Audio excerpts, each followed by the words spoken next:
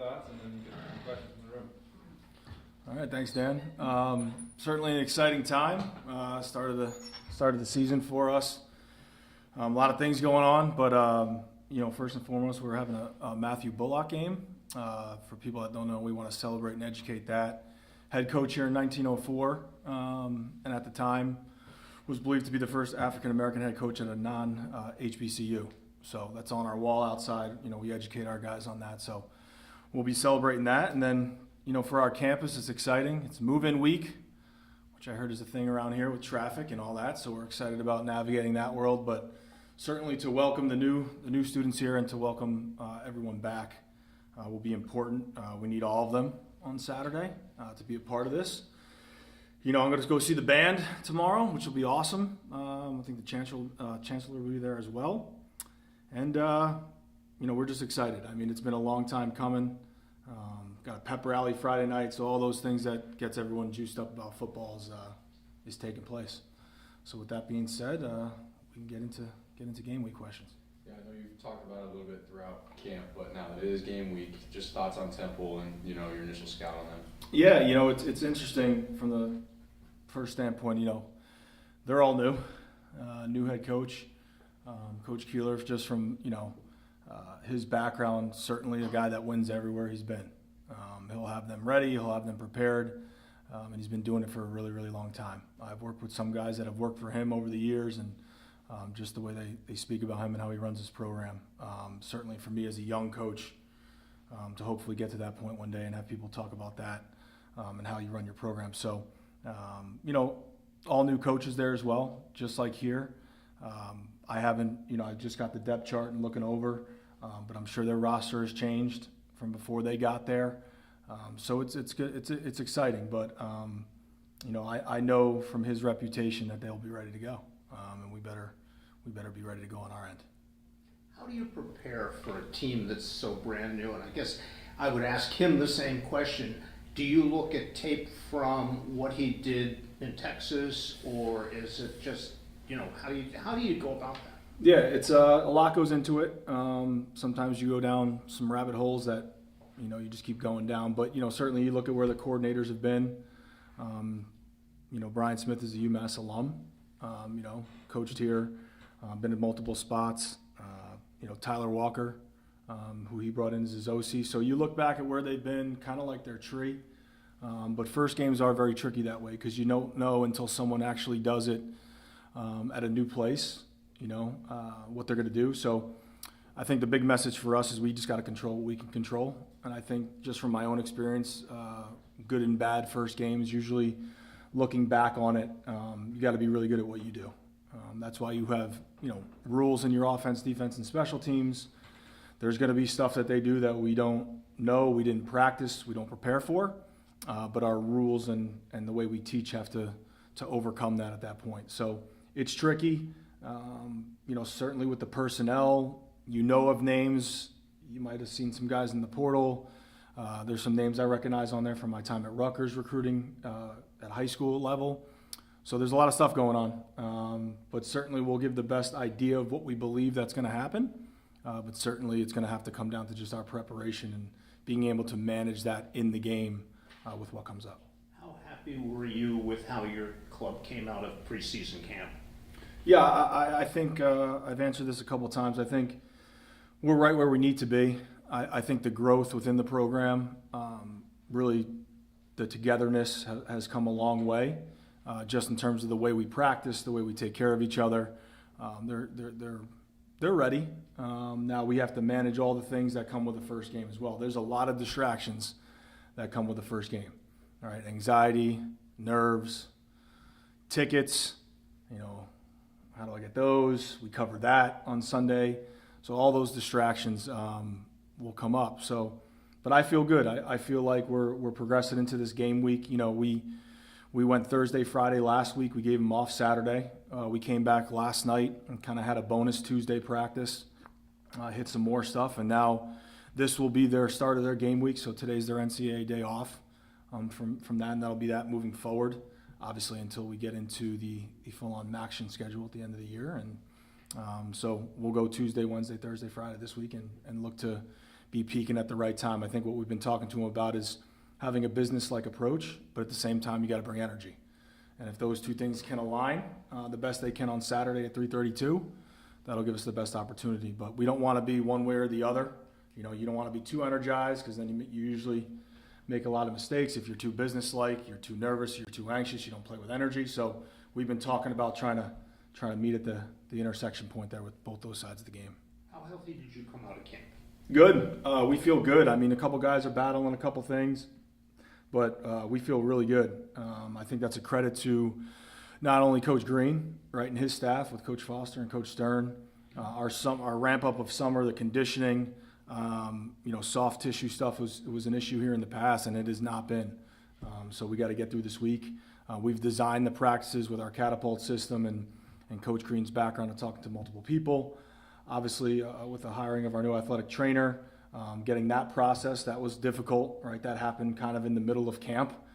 So credit to Lizzie and Patrick for doing what they had to do. Scott down there as well, just keeping it together until leadership got here. And but we feel good. I think our guys feel good. You know, I've gotten some feedback from them, from the guys that I know are giving me the right feedback, and we feel good about it. You guys obviously announced the starting quarterback. They chose not to. I'm guessing they think that's an advantage, but I'm guessing you would say it doesn't change your preparation either way. Yeah, no, I think, certainly my relationship with Evan, I was with Evan at Rutgers. Unbelievable person, great young man. Always enjoyed my time with him, competing against him in practice. And then McCoy, the other guy, I know of him a little bit, through some connections when he was in the FCS, and then he moved up. But certainly, listen, they're going to have their plan. I'm sure they might have different plays for each guy, but that's why I think it comes back to us just being prepared, and especially defensively, just having rules for our guys. Because I've chased a lot of ghosts over my time as a defensive coordinator.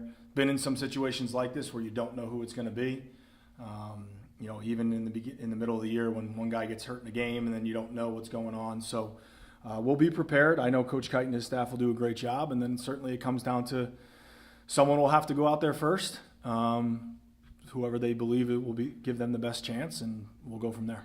Those rules, are they almost kind of like in line with adjustments, right? So Yeah. You guys don't know what they're going to do, but do the rules kind of like supplement the adjustments so they're not big adjustments on your guys' part? Correct, exactly. So I think it's just about us playing what we say. Like I mentioned in the team meeting, I believe it was last Thursday or Friday when we were kind of starting some prep, there's going to be things that we didn't practice.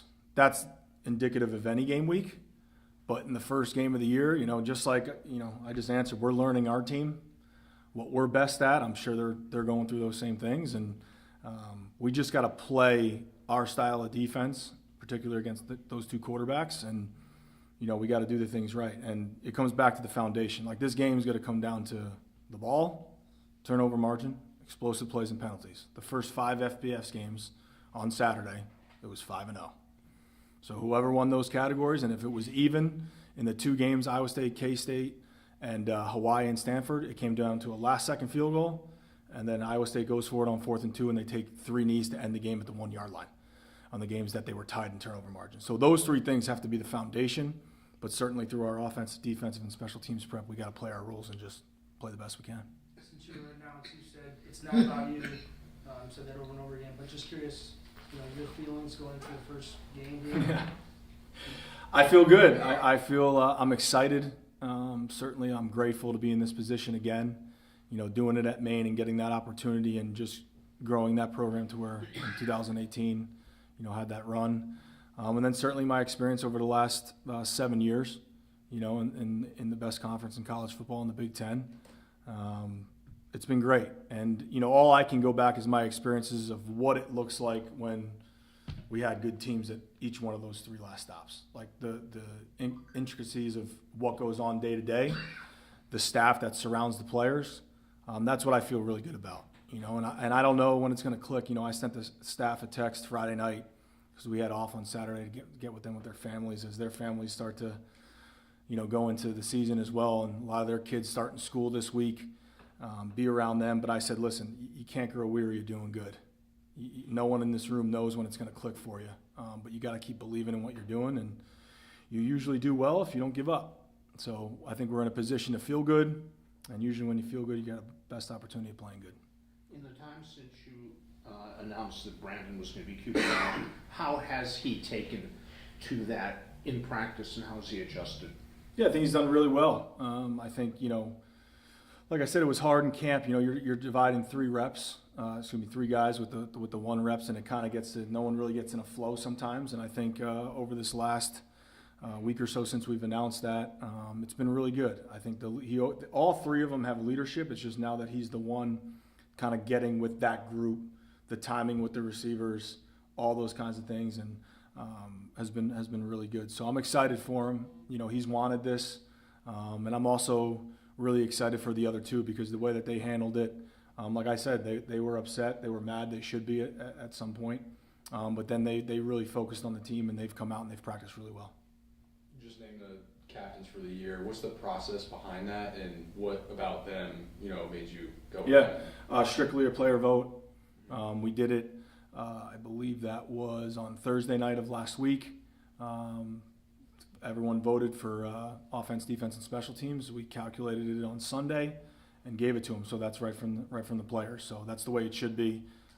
But I told them yesterday when I announced it, if I could have some votes, they'd pretty much be spot on. So that's what I'm talking about this team coming together. I think they realized that, and it was interesting, right? The offense and defense were 2 guys that had been here, stayed here. They chose to stay. They grinded it out. And then there were 2 new guys, right? And then special teams kind of was all new right here. But offensively and defensively, I thought it was a good mix of guys that have been here, that worked really hard, and then the new guys that came in and adopted what we were trying to do. Coach, a trademark of your Rutgers defense was being strong in the red zone, top 25 in both 2023 and 2024. What's it go beyond the X's and O's? What goes into the mentality of a good red zone defense, and who do you think has been embodying that this year in camp? Yeah, I think the biggest thing is you kind of get more anxious and nervous when you get down there, even as a play caller, because the field tightens up and you do those things. So what we really try to express is, do your 9.09, do your job, which the 11 guys on the field times that is 99.99%. So put that into perspective. So we've been talking a lot about with the team, just do your 909. Like, keep it to your job. And I think what happens down there in the red zone, you get a little bit more anxious, you get a little bit nervous, you try and do some things that maybe aren't your job, and that's usually when mistakes happen. So we've simplified it down there. I think in 2022, my first year, we were terrible. I'm pretty sure you have that in front of you. I think we were terrible. Yeah, what was it? Wasn't great. Yeah, it wasn't great, exactly. So then we made some adjustments in the offseason, and I just felt like we got to get back to simplifying it. And that's what we did, and they ended up playing faster. A lot of adjustments going on in the red zone, motion, shifts, things like that. It's a very unique part of the field, and I think by simplifying it, we were able to play better. Any guy that's been particularly good in that area, or any leaders on that defense that you think will step up in those moments? Yeah, I think as a whole, just the whole organization of it, I wouldn't say one guy's really stood out. I just think we've had some good periods there where our goal in the red zone is to force field goal attempts. That's what you want to do, right? The difference between 6 and 3 ultimately is a really big difference over the course of the game. So we want to force field goal attempts. So I think just over camp, defensively, we did a good job with that. Going off that, just how involved are you going to be in the play calling responsibilities on the defensive end? Yeah, I'll keep that to myself. But Coach Kite is, someone that I trust. So we've been together a long time. He was one of the first calls I made to come here. But my full trust is in him. But certainly I know how I am. At some point we'll have some conversations, good, bad, ugly, whatever it is, and we'll go from there. But my trust is completely with him and the defensive staff. That defensive staff is interesting because it's all guys that have worked together or in some ways have been tied to working with me. If you just go down the list, Cam Whitaker played for us at Maine, was with us at Rutgers. G played at Maine before I had gotten there. Our linebackers coach, Coach Kite, has been with me. Coach Sellerskar was a GA at Minnesota when I was there. And just keep going. Tried to get the Springfield guys up here as much as I can, with Joe Mauer and Tony over there. So giving back to that program that changed my life. So it's a unique group. They're an energetic group. But I have all confidence in Coach Kite on Saturday. Do you enjoy, obviously it's not new to you, but do you enjoy the role of being more of the overseer and being more involved in the offense, whether it's at practice, meetings, even game day?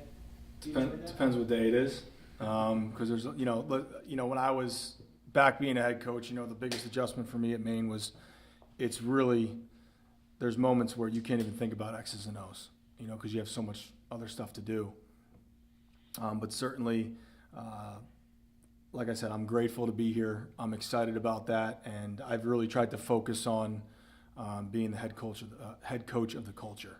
I think that's one thing that the guys that I've worked for, Greg Schiano, PJ Fleck, Jack Cosgrove, all these guys did a great job at inspiring their staff to be who they are, empowering them to do the things they need to do. And if you look at any good business or organization, that's usually what it comes down to, right? People can feel the freedom. Yes, there are rules. Yes, there are things we're going to do. That's the goal of a leader, to set those, but at the same time, those guys going out and being able to be themselves is the one thing that I've strived to do. So I enjoy it. I'm grateful, and I'm just excited about, being here on game week for sure. Your offensive coordinator told us a couple weeks ago that he was going to be in the booth. Where will Jared be? Yep. And where were you when you were a coordinator? And do you prefer being up or down? Yeah, so Coach Jake obviously in the box. Coach Kite will be in the box. When I was a coordinator, I was predominantly on the field. Some of that was because the head coach wanted me there. I've always said I probably didn't really mind doing it either way. What a lot of people talk about is the being on the field. You feel the energy, you can feel the emotion. You kind of play off of that with some of your calls. Being in the box relieves you of that. Some guys that might get too energetic on game day, personality-wise, like to be up in the box. So certainly you see things better over there, but I also think it comes down to your staff and what you feel comfortable with. It used to be no iPads. So you had to set up your staff how you felt fit with who was going to make the sideline adjustments. Now that basically everyone's watching the game, it's a little different. You can set things up differently. So making that transition last year, going through that. But I think, I'm going to do what they want to do. And I think we've practiced that a lot. We've been on headsets and, the C2P communication between the players. We've worked a lot, so that's all kind of new. So I think we're in a good spot for Saturday. How has that adjustment been between you and players and coordinators, that you can now talk to them in their helmets instead of having to talk to them on the sidelines? Yeah, I learned my lesson last year. When we first did it, whether it was spring or camp at Rutgers, I was doing it too much. I was trying to tell them everything, and because the first time you do anything, you learn and you listen. So I think it depends on what side of the ball you're on too. Like certainly being able to talk to the quarterback, doing those kinds of things up to a certain point is important. I think the biggest thing there is what's the situation in the game. 4-minute, 2-minute, end of half, all that kind of things that go into there, coaching them up. And then defensively, I predominantly used it as if there was a formation deal that we had a tendency on, certainly the situation as well. But I think you just got to know who you're talking to. Some guys can handle more than other guys, but I think we have that, and we've been practicing that, and I feel good about the guys that will have that C2P communication. Coach, can you talk a little bit more about your culture and BOS and where that kind of acronym comes from and how you implemented that? Yeah, so over my time, like I said, I've stated the guys I've worked for, everyone kind of has their own thing. And, Coach Schiano taught me that, listen, nothing that you're probably going to create or invent has not been done before, right? So take what you like, tweak it, and make it your own. And certainly for me in my life, just my belief is my foundation, right? That in all our lives, your beliefs are your foundation of your life. What you get taught, how you get raised, your experience in life, they create who you are, right? So our beliefs here and what we're teaching, culture-wise, offensively, defensively, special teams, that's where you're going to revert back to. And there's nothing more powerful than the belief in yourself, but ultimately the belief in other people. So I think that's where it all starts. The ownership part is just something over my time. You can't rent that. You got to own it, right? All of your, whatever happens in your life is a direct result of your choices and your actions, no matter what. Right, there's no blaming, there's no complaining, there's no defending. And I think social media-wise, society we're in now, all these things going on, I think that's the one thing that gets lost in a young man's life, is taking ownership for exactly what happens. And then the most important thing to me is the only reason I'm sitting in this chair is because the people that were around me in my life put me first. They sacrificed for me, right? Everybody that's sitting here in these chairs, someone has sacrificed their life to put you here so that you can have a job, you were raised the right way, all those things. So if we have a team that believes in each other, takes ownership for their actions and sacrifices for each other, I hope that that puts us in a good situation to be successful. So that's kind of where that comes from. And, you know, with the other part of that, that's how we live our life.